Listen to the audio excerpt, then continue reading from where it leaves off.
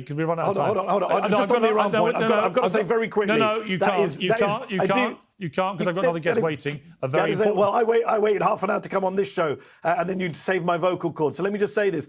The Iranian regime, to say there's been regime change in Iran is gaslighting of the highest order. I agree. We've replaced Ayatollah Khamenei with Ayatollah Khamenei, a more radical, hardline version, who has much more of an incentive to get Mehdi, I agree with you 100%. So let's forget that. I just want to ask you very finally, Mehdi, are you sad that Senator Lindsey Graham has died? Piers Morgan thought he had the perfect gotcha. He asked Mehdi Hasan, "Are you sad that Lindsey Graham has died?" Mehdi's answer, no. What followed wasn't a celebration. It was a reminder of Lindsey Graham's political record. And suddenly, the people always demanding civility seem to forget that accountability doesn't end when a politician's career does. Before we dive into the full story, comment where you're watching from, and don't forget to like and subscribe so you don't miss the next one. Now let's get into it. As you know, is fraught with a whole bunch of different issues. I've traveled with the president all over the world. We went to North Korea, actually, China, et cetera, to deal with some of the geopolitical threats that this country faces. Now, they're not imminent threats. They're more economic. They're not military in nature, in that they're not doing kinetic activity in the moment and funding terrorism to try and kill Americans, which Iran, as you pointed out, clearly has done. But most news reports pretty clearly have pointed out different pockets within this Iranian regime. And as Donald Trump said, we kind of did get rid of the regime because we killed everybody in line for control of Iran. However, there are two basically competing groups. One, very militant. I'm going to use the word old school to define, use the words old school to define them. They're the ones who really want to continue down the path of death and destruction, stated goals of killing Americans, killing Jews, et cetera, versus ones who may be a little bit more moderate. And I guarantee you this administration has spoken to both factions in both groups. It appears that when we do move toward a memorandum of understanding, it's because we've had conversations with those who tend to be a little bit more sensible and maybe care about the well-being of their own people. And then, of course, those who don't, who have killed many tens of thousands of their own people, tend to take control by striking targets, killing civilians, and then Donald Trump has to change. This reminds me, you know what this reminds me of, though? Hogan, it reminds me of the scorpion and the frog tale, which I won't repeat because everybody knows it, but it reminds me about the scorpion.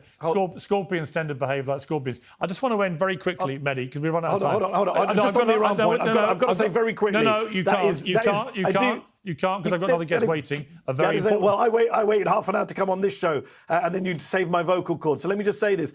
The Iranian regime, to say there's been regime change in Iran is gaslighting of the highest order. I agree. We've replaced Ayatollah Khamenei with Ayatollah Khamenei, a more radical, hardline version, who has much more of an incentive to get Mehdi, I agree with you 100%. So let's forget that. I just want to ask you very finally, Mehdi, are you sad that Senator Lindsey Graham has died? No, I'm not sad. I'm not celebrating it either, as you suggested in your introduction. I think it's a bit of a straw man to say everyone's celebrating his death. I think as journalists, Piers, you and I, we hold power accountable. We speak truth to power. I'm not of the school that says when a politician dies, a public figure dies, we treat them like a private figure and just shut up. I don't think journalism should turn into hagiography. At Zeteo, for example, we published a list of what Graham said and did. We just let the facts speak for themselves. He was a man who said awful things, genocidal things, racist things, and we put that on the record for people to see. That doesn't mean he didn't also do, I'm sure, good things in Congress as well, but overwhelmingly he argued for wars, including this Iran war that outlives him, that killed 100 schoolgirls on day one of the war. He argued for the Iraq war that you and I opposed, that killed over 1 million people. He never met a Middle East country he didn't want to invade, and I think that's how we should remember him. We should remember the full record. The problem is when powerful people die, people in our media, especially mainstream corporate media, want to just do hagiography and say, what a wonderful person they were. Weren't they lovely? And I'm sure many of those powerful people were lovely and they have families who love them. But as journalists, our job is to say, here's what they did. Here's the truth about their life and record. Here's an accurate obituary. And with Lindsey Graham, the man has a ton of blood on his hands, and we shouldn't just forget that.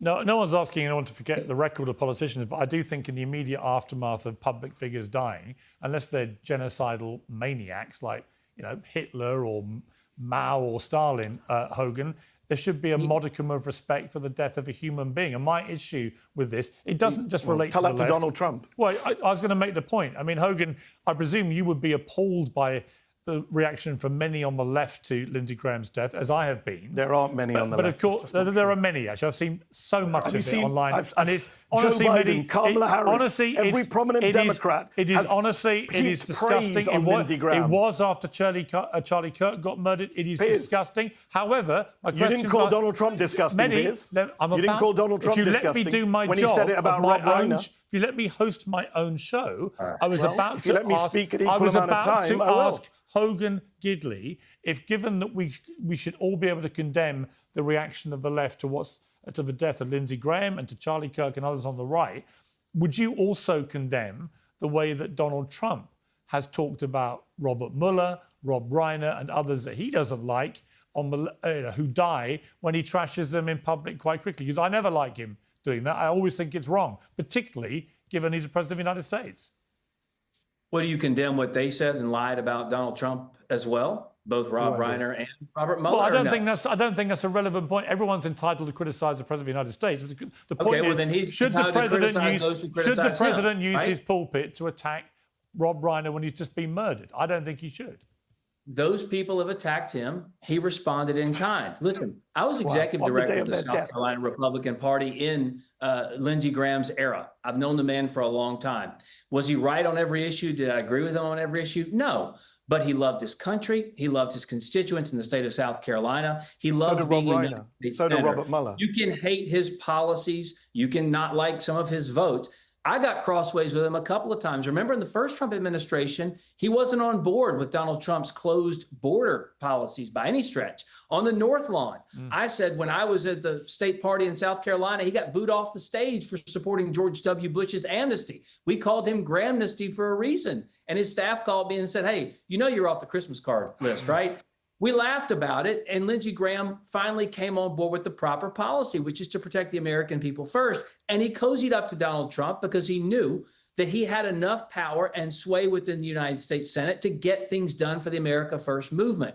He was a patriot. You can disagree with him, Mehdi, all you want to. You can not like the wars. I don't like the wars either. But the fact is, the man was a public servant his entire life. But I didn't say good. I'm glad he's dead. You know what? I didn't say good. I'm glad he's dead. I think it would be nice. I think it would be nice in public life if every time a big American public servant, someone's given their life to public life in America or the UK, anywhere actually, if both sides just manage to show a modicum of respect when somebody dies. I don't think it's too much to ask. Then he can get into the legacy stuff. Give it a beat. Give it a day or two. The problem is, you say you're on. That's my view. Hold on, let me make this point. Last point, then you can cut me off. You say you're in the middle and fair on this. You said the left yesterday. I read your tweet. Yeah. Despicably cruel, heartless, and abusive. The least kind people on earth. Yeah. You did not say that when Donald Trump said the same thing to Mueller and Reiner. Actually, I have regularly criticised him. I checked. You said take away his phone. I have regularly criticised him. I have regularly called him out when he does that. I didn't like him doing it with John McCain or Colin Powell. But you didn't call him despicably cruel. No, I do think it's despicable. So let me be clear. You do think? Right? Okay, good. But there's I love nothing. it when we end to on me, agreement. there's nothing we more both hypocritical. agree it was despicable. Nothing more hypocritical than people with the hashtag #BeKind in their bio on social media. Do you think it's despicably cruel for Donald Trump to attack the Kennedy family on the day their granddaughter Tatiana Schlossberg when died? they die? That is the least be kind thing imaginable. Anyway, I'm going to be kind and put your voice out of its misery. Thank you, Mehdi. Always good to have you. And Hogan, I always appreciate you coming on too. So thank you very much. At the end of the day, this is why so many people criticize Piers Morgan. He presents himself as being right down the middle, but moments like this leave many viewers questioning whether the same standards are really being applied to everyone. If you're going to call out one side for its rhetoric, then that standard has to apply across the board. The biggest takeaway here is that Mehdi Hasan wasn't celebrating Lindsey Graham's death. He was talking about his political legacy. There's a difference. Saying Lindsey Graham consistently supported military intervention isn't some outrageous insult. It's a position he defended publicly for years. His record speaks for itself. And when Mehdi brought up Piers' own past comments, the conversation became less about Lindsey Graham and more about consistency. That's what made this exchange so interesting. But that's just my opinion. Let me know what you think down in the comments. Did Piers Morgan treat both sides fairly, or did you see a double standard? And if you're enjoying the channel and want to help us, please subscribe. If you haven't already, hit that subscribe button, and I'll see you in the next one.